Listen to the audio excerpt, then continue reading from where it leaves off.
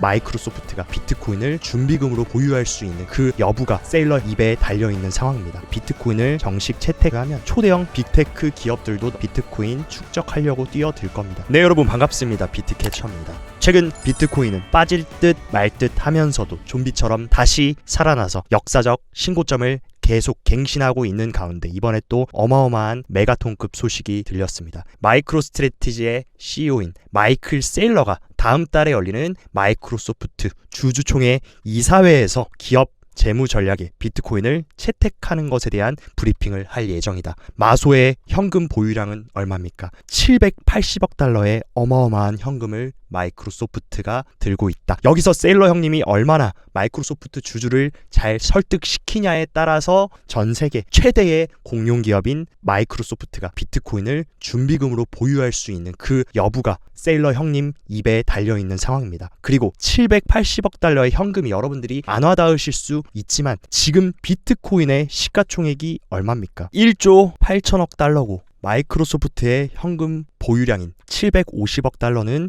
리플 시총보다 높다. 그러니까 이 비트코인 시장에 리플 시총 정도 되는 현금이 들어올 수 있다라는 어마어마한 소식이라고 볼 수 있습니다. 그리고 세계 시총 3위인 마이크로소프트가 이제 비트코인을 정식 채택하고 현금으로 비트코인 매집하겠다라고 발표하면 마소뿐만 아니라 초대형 빅테크 기업들도 너도 나도 비트코인 축적하려고 뛰어들 겁니다. 그러니까 쉽게 말해서 마소가 사는 것만 중요한 게 아니라 새로운 빅테크의 비트코인 매집 유행을 마이크로소프트가 만들어줄 수 있는 상황. 그렇기 때문에 세일러 형님이 12월에 정말 마이크로소프트 주주들을 잘 설득시켜 주길 기도해야 되는 상황이다. 그리고 이미 미국 증시에서 가장 큰 성과를 보여주고 있는 거 뭡니까? AI 붐으로 올랐던 엔비디아도 5년 동안 2600% 오르면서 말도 안 되는 상승을 했지만 미국 기업들과 기관들의 비트코인 간접 투자 상품인 마이크로스트래티지는 얼마나 올랐냐? 2700%로 엔비디아보다도 더 좋은 성적을 낸 게 마이크로스트래티지 주식이라는 거. 그만큼 지금 미국에서는 암호화폐와 비트코인에 대한 관심도가 그 어느 때보다 뜨겁다라는 것을 알 수 있습니다. 그리고 오늘 또 발표된 미국에 상장된 전자상거래 회사인 LQR 하우스 같은 경우도 비트코인을 준비금으로 매입하겠다라고 밝혔고, 추가적으로 미국의 대형 동영상 플랫폼인 럼블의 창립자 또한 비트코인 매입을 검토했다. 검토만 해도 럼블의 주가가 9%나 상승했고, 실제로 럼블의 CEO가 비트코인을 대차대조표에 추가해야 될까요? 라고 X에 설문조사를 했는데 29,000명이 그렇다라고 답했다. 이런 식으로 미국의 상장사들 비트코인 준비금으로 채택하려는 수요 내러티브는 점점 더 강해지고 있는 상황입니다. 그리고 대망의 블랙록의 비트코인 현물 ETF 옵션이 나스닥에서 어제부터 거래를 시작했는데 어떤 성과를 냈습니까? 첫날 19억 달러라는 전례 없는 금액. 지금까지 가장 많은 첫날 출시됐던 옵션의 거래량은 비트코인 선물 ETF 옵션인 비토였습니다. 비토도 3억 6,300만 달러를 달성해서 4년 동안 지속된 기록인데 이거에 대략 5배나 더 큰 거래량을 블랙록의 현물 ETF 옵션이 갱신하면서 전례 없는 엄청난 인기를 실감하고 있다. 중요한 거는 그만큼 거래량이 나왔는데 콜옵션이 82%, 풋옵션은 18%밖에 안 된다. 그 얘기는 뭐냐? 옵션을 투자하는 대다수의 기관들은 비트코인이 낙관적으로 상승할 것이라는 것을 보고 압도적인 상승 베팅을 하고 있다라는 이 사실도 매우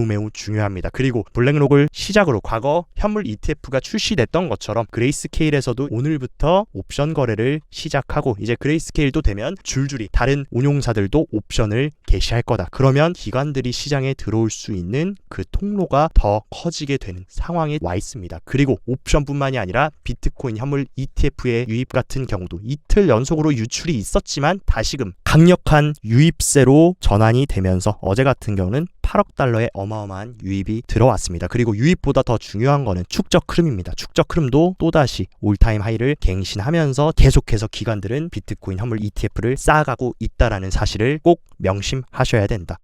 그리고 트럼프의 비트코인 지지자 하워드 러트닉이 미국의 상무부 장관으로 최종 지명이 됐습니다. 과거 이 러트닉이라는 인물은 비트코인과 테더의 열렬한 지지자고 비트코인 2024 컨퍼런스에서도 비트코인 보유자들 대상으로 금융사업 계획을 발표한 적이 있다. 미국의 정부 효율성 부서인 도지부터 국가정보국 그리고 보건복지부 장관의 상무부 장관까지 비트코이너로 트럼프가 배치를 한 상황. 트럼프는 미국을 비트코인 왕국, 비트코인 제국으로 만들려고 큰 판을 수면 아래에서 잘 깔고 있습니다. 그리고 트럼프가 암호화폐 변호사인 테레사 구디를 SEC 위원장으로 고려할 것으로 알려지고 있습니다. 이제 암호화폐 시장의 암덩어리였던 게리 겐슬러 모가지 날아가는 거는 시간 문제고 그 뒤에 누가 앉게 될까 많은 분들이 궁금해 하셨을 텐데 암호화폐에 매우 친화적인 테레사 구디가 SEC 위원장으로 앉게 된다면 훨씬 더 친화적인 규제가 형성이 될 것이고 그녀가 과거에 어떤 발언을 했는지를 한번 보셔야 됩니다. 과거 뉴욕타임즈에서 암호화폐에 대한 규제 논평을 했었는데 증권거래위원회 SEC가 주식과 채권에 대한 기존 규칙을 적용하려고 시도하는 대신에 암호화폐 산업에 특화된 규정을 개발해야 된다라고 강조했던 여자다. 그러면서 이러한 새로운 자산에 대해 단순히 모든 것이 증권이라고 말하는 것 이상의 규제 체제가 있다. 대놓고 SEC 위원장을 비판했던 여자입니다. 근데 이 여자가 SEC 위원장이 된다. 새로운 규제 만들어줄 가능성 매우 크고 유명 베팅 플랫폼인 칼시에 따르면 차기 SEC 위원장이 테레사 구디가 32%로 가장 유력하다고 보고 있다. 이 여자가 SEC 위원장이 돼서 과거 게리 겐슬러와는 상반된 완전히 180도 달라진 친화적인 규제의 움직임에 대해서도 우리가 기대해 볼 수 있습니다. 그리고 페이팔 또한 국경 간 스테이블코인 결제를 위해서 줌을 활용한다 하면서 페이팔의 자체 미국발 스테이블코인 PYUSD를 전 세계로 확장해 나가려는 움직임, 이 부분도 우리가 주목을 해야 되고 미국 최대의 전자상거래 기업인 스트라이프 또한 스테이블코인으로 결제할 수 있는 인보이스를 생성하고 이제 전송할 수 있다. 즉 스트라이프에서 비트코인으로 그리고 암호화폐로 결제할 수 있는 시스템이 구축이 되고 있는 상황. 이런 식으로 스테이블 코인이 전 세계적으로 활성화되고 채택되고 확장된다. 당연히 암호화폐 시장의 채택으로 이루어질 수밖에 없는 것. 스테이블 코인은 디지털 달러로 활용되고 있지만 원래 순기능은 뭡니까? 비트코인 및 암호화폐를 구매하기 위해 썼던 것이 스테이블 코인이다. 근데 이런 것이 전 세계로 확장된다. 당연히 암호화폐 시장의 수요로도 작용될 수 있다라는 거. 그리고 브라질 같은 경우는 CBDC 파일럿 2단계까지 돌입했고 여기에 참여하는 게 누굽니까? 현재 비트코인을 준비금으로 고려하고 있는 마이크로소프트와 체인링크가 참여하고 있는 상황이다 하면서 마이크로소프트, 체인링크 등 다양한 파트너가 참여해서 자동화된 무역 결제 시스템을 탐구할 계획이다. 향후 미래의 결제 시스템에서 블록체인 기술이 뗄래야 뗄 수 없는 아주 중요한 산업이 될 것이라는 것을 이미 브라질 CBDC에서 우리는 체크할 수 있다. 당연히 CBDC와 암호화폐는 다른 겁니다. 근데 결국에 두 가지의 공통점은 뭡니까? 블록체인 기술을 활용한다라는 거. 이런 식으로 미래의 금융이 모두 온체인 위에서 블록체인 시스템으로 돌아간다라고 하면 당연히 암호화폐 시장도 수혜를 받을 수밖에 없다라는 거 꼭 명심하셔야 되고, 지금 미국 1위 은행인 JP모건 같은 경우는 금 내년에는 상승 주춤을 예상한다. 투자 대안이 필요하다라고 얘기했고, 시장 불확실성 때문에 투자 대안을 모색해야 되는데 금 이외의 인플레이션 대비 자산을 추천했다. 금 이외의 인플레이션 대비 자산 뭡니까? 지금 비트코인을 돌려서 얘기한 거나 마찬가지라는 거. 근데 과거 JP모건의 CEO 제이미 다이먼은 공식 석상에 나와서 비트코인은 퍼드고 사기고 똥만도 못하다라고 발언했는데 2주 후에 JP모건은 비트코인을 매입했습니다. 그러니까 쉽게 말해서 앞에서는 비트코인 똥이다 쓰레기다 해놓고 우리 비트코인 얼마에 샀지라고 직원한테 전화를 하고 있는 꼴, 완전히 앞뒤가 다른 모습을 보여주고 있고, 그리고 JP모건은 어떤 현물 ETF의 유동성 공급자 AP 파트너입니까? 현재 가장 뜨거운, 전 세계에서 가장 인기 있는 ETF인 블랙록의 현물 ETF IBIT의 AP 파트너가 JP모건입니다. 그러니까 우리는 항상 그들의 말을 볼 게 아니라 행동을 본다라고 하면 정답지는 나와 있고, 미국 시장의 가장 큰 거인 1위 운용사와 1위 은행이 비트코인 현물 ETF에 얼마나 지금 깊이 관여하고 있는지를 보면 중장기적인 방향성에 대한 확신이 쓰실 겁니다. 그리고 앤서니 폼플리아노 같은 경우에는 미국 2,500억 달러 찍어가지고 즉각 그냥 비트코인 비축해야 된다. 그냥 미국 채권 발행해서 부채 발행해가지고 오히려 비트코인을 비축해야 된다라는 발언을 해주고 있고, 이미 미국의 상원 의원인 신샤 루미스는 100만 비트코인 비축 법안을 제안한 상태고, 그리고 이번 이번에 보건복지부 장관이 된 로버트 케네디 주니어는 미국이 매일 비트코인 구매해서 장기적으로 수십만 개를 추가적으로 비축하자는 그런 의견들이 계속해서 나오고 있는 상황입니다. 그리고 바네크는 미국의 전략적 비트코인 준비금 조성을 지원한다라는 발언을 해주고 있고, 지금 바네크를 포함해서 정치인, 주정부, 기관 플레이어들 모두 비트코인을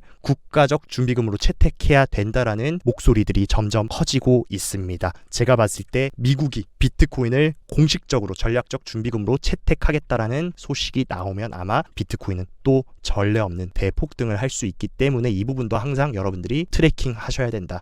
그리고 이더리움 같은 경우는 비트코인 대비해서 굉장히 약한 모습을 보여주고 있는데, 이더리움의 한 가지 호재 소식이 들렸다. 2NE1 쉐어스가 유럽 이더리움 ETP 상품에 스테이킹 기능을 추가했다라는 사실. 스테이킹 기능이 지금 미국의 이더리움 ETF에서는 없습니다. 근데 유럽에 이런 식으로 스테이킹 기능까지 추가해준다라고 하면 충분히 이더리움에 대한 수요를 자극해줄 수 있는 상황이다. 하지만 그 미국 이더리움 ETF에 스테이킹 기능이 추가되기 전까지는 아마 그렇게 큰 폭발력은 없을 수 있다. 그리고 비트코인 현물 ETF로는 꾸준한 유입량이 들어오고 있는 반면 이더리움 현물 ETF는 계속해서 4일 연속 유출세를 보이면서 또 엄청나게 큰 유출이 어제 이루어졌습니다. 확실히 지금 이더리움의 폼은 굉장히 아쉬운 상황이라는 거. 그러니까 여러분들이 기회비용을 따졌을 때 이더리움도 어느 정도 한번 장기적으로는 괜찮지만 현재 분위기가 좀 안 좋다라고 생각합니다. 반면 지금 이더리움의 킬러로 떠오르고 있는 솔라나는 어떤 상황이냐? 완전 180도 이더리움과는 정반대의 상황입니다. 솔라나의 미결제 약정이 56억 달러로 신기록을 세웠고 투자자의 엄청난 관심이 반영되고 있다. 실제로 솔라나의 미결제 약정 오픈 인터레스트는 지금 전례 없는 수준으로 포물선 상승하면서 엄청난 솔라나의 인기를 체크할 수 있고, 미결제 약정의 추이는 가격과 비슷한 움직임을 가져갑니다. 이런 식으로 미결제 약정이 계속해서 솔라나에 들어오고 있다라는 것. 솔라나 강세는 지속될 가능성이 크다라고 여러분들이 인지하셔야 된다. 그리고 또 최근 떠오르고 있는 거, 에이다, 카르다노 같은 경우도 엄청난 트랜잭션 볼륨이 살아나고 있고, 가격이 상승함에 따라 고래들도 어마어마한 매집 흐름을 가져가고 있는 거. 굉장히 장기간 외면받았던 카르다노, 에이다도 조금씩 고래들이 들어오고 있는 흐름, 여러분들이 체크하시면 좋을 것 같습니다. 그리고 가상자산 과세를 강력하게 밀어붙인 민주당 같은 경우는 최근 국민들이 엄청나게 반발하고 비난하니까 깨갱하면서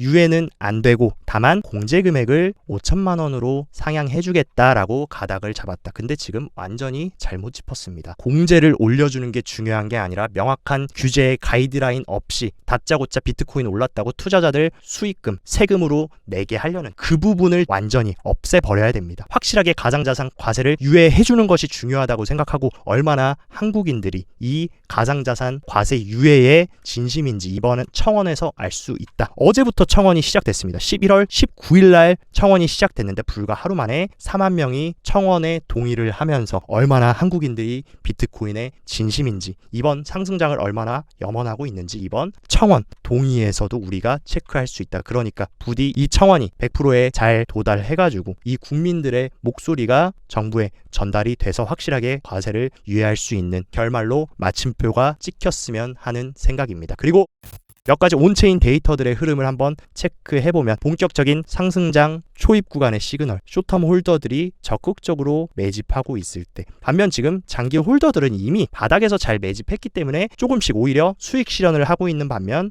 단기 홀더들은 지금 적극적인 축적세에 위치를 하고 있다. 이 얘기는 이제 새로운 투자자들이 유입되면서 본격적인 상승장이 시작될 수 있음을 시사하고 있고, 지금 암호화폐 시장의 코인베이스 프리미엄 같은 경우는 확실하게 11월을 들어서 계속 양수의 움직임을 보이면서 지금의 엄청난 랠리가 어디에서 시작되고 있다는 것을 시사합니까? 미국에서 시작되고 있음을 시사하고 있다. 그리고 이번 사이클은 그 누구도 부정할 수 없는 겁니다. 미국이 주도하는 사이클이다. 그러니까 미국인들이 어떻게 포지션을 가져가는지에 주목한다라면 저는 정답이 나와 있다라고 보고 있고, 그리고 가장 많은 고래들이 서식하고 있다라고 하는 비트파이넥스의 롱숏 물량을 한번 비교를 해보면 숏은 보이지도 않는다. 롱 물량만 엄청나게 쌓이고 있다. 그 얘기는 무슨 얘기입니까? 고래들 대다수가 본격적인 사이클이 시작됐고 추가적으로 상승할 수 있다라는 것에 베팅을 하고 있다라는 사실. 그리고 이런 움직임뿐만이 아니라 실제 암호화폐 시장의 돈이라고 볼 수 있는 1위 스테이블 코인인 테더의 시총 같은 경우 피레침을 찍으면서 엄청나게 테더가 민팅되고 있다. 즉 투자자들이 테더 엄청나게 민트해가지고 지금 암호화폐 살려고 총알을 계속 장전하고 있다라는 거. 유동성의 가장 솔직한 비트코인, 이런 식으로 테더가 엄청나게 들어온다라는 거, 충분히 상방 압력으로 작용이 될 수 있는 상황입니다. 그리고 단기적인 흐름에서 비트코인 차트도 한번 체크를 해보자면, 제가 계속 중요하다고 말씀드렸던 이 5일선을 계속 지지하면서 비트코인이 다시 93K까지 올라왔습니다. 그러니까 5일선을 완벽하게 일봉 종가로 이탈하기 전까지는 여러분들이 함부로 내리셨다가는 아마 다시 타지 못하는 상승으로 이어질 수 있기 때문에 5일선을 지켜주는 선에서는 함부로 내리시는 선택은 좋지 않은 것 같습니다. 일단 역사적 고점을 계속 갱신하고 있고 상단에는 매도벽이 전혀 없다. 그러니까 신규 자금만 유입되면 계속해서 치고 올라갈 수 있는 시장이기 때문에 여러분들이 함부로, 물론 RSI 상으로 과매수 구간이고 과열은 맞다 하지만 과거 사이클도 그랬던 것처럼 비트코인 불장 같은 경우는 이런 식으로 RSI가 과매수 구간을 돌파한 이후에도 쭉 올라가면서 어마어마한 상승을 만들어 줍니다. 그러니까 RSI가 과매수 구간 돌입했다라고 해서 함부로 던졌다가는 여러분들이 다시 진입할 수 없는 가격까지 올라버릴 수 있기 때문에 이 부분은 참고하시고, 크립토 시장의 공포 탐욕 지수 같은 경우는 지금 극도의 탐욕 단계에 들어와 있다. 그렇기 때문에 언제든 기술적인 조정은 줄 수 있으니까 가격 오르는 거는 기뻐하시되 너무 방심하거나 흥분하실 필요는 없고 계속 예의주시하면서 시장 흐름을 지켜보면서 대응을 해야 된다라는 사실도 꼭 명심하셨으면 좋겠습니다. 그리고 과거의 패턴을 SOPR 흐름과 비교해보면 SOPR의 1년 이동평균인 파란색 선을 SOPR 단기 이동평균선이 이런 식으로 돌파를 해줬을 때 본격적인 큰 상승 랠리가 시작됐다. 지금 자리도 어떻습니까? 과거 비트코인이 15K를 찍고 역사적 신고점을 갱신했던 1차 불장 당시에도 단기 SOPR이 장기 SOPR을 돌파하는 지점부터 어마어마한 상승이 시작됐는데, 지금도 단기 SOPR이 장기 SOPR을 돌파하기 직전에 위치하고 있다. 이 구간을 돌파하는 그 시점이 본격적인 대세 2차 랠리가 시작되는 지점이라고 볼 수 있을 것 같습니다. 그리고 여러 번 말씀드렸던 것처럼 복잡한 온체인 데이터 보기 싫으면 장기적으로 사이클 투자를 하시는 분들은 비율만 체크해도 된다. 왜냐하면 언제나 사이클 막바지에는 MVRV가 이 빨간색 3.7 구간을 돌파해주고 비트코인이 고점을 찍고 시즌이 종료됐다. 근데 지금 자리는 아직 이 구간을 돌파하려면 이만큼의 갭이 남아있다. 그러니까 2차 불장, 지금 비트코인 가격 과열된 것 같긴 해도 아직도 더 갈 길이 남았다라는 것을 시사합니다. 그래서 항상 제가 말씀드리는 거, 상승장에서는 고래와 기관들이 운전 잘 하고 있는데 함부로 내리지 말고 배 힘 딱 주고, 이 혹등고래 등껍질에 붙어있는 따개비들처럼 얘네가 지금 운전 잘 해주니까 우리는 운전수만 믿고 잘 붙어서 가기만 해도 의미 있는 부에